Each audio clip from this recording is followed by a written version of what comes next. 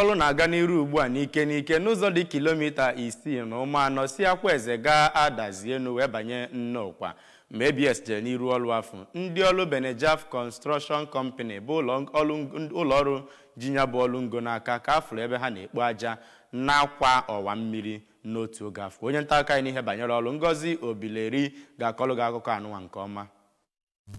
Onye President General nke obodo Adazi-Enu bụ Maazị Emmanuel Ejidike dịka ọ na-agwa ndị ABS okwu gosipụtara nnọọ aṅụrị na ya bụ ụzọ bụ nke enyefegoro n'aka ndị ọrụ ngo ọrụ na-agakwa n'ihu na ya ma too Gọvanọ Chukwuma Soludo maka icheta ha kwupụtakwa na ya bụ onye ji ọrụ ngo ahụ na-eme nke ọma. Onye obodo Adazi-Enu ọzọkwa gwakwara ndị ntakọ ABS okwu bụ Maazị Theophane Nnole onye jibu ọkwa dịka onye isi nke All Progressive Grand Alliance nke Anambra Central kọwara na nke a bụ nke mbụ na mbụ gọọmenti na-echeta ha ma kọwapụtakwa na ụzọ ahụ bụ nnọọ nke ga-abara ọtụtụ okpuru ọchịchị dị n'akụkụ ha uru ma kọwakwa na mmeri APGA ga-emeri na nhọpụta ọzọ a na-akwado ime na Anambra steeti bụ nnọọ nke akapigoro ọnụ dịka ọ kọwara na onweghị onye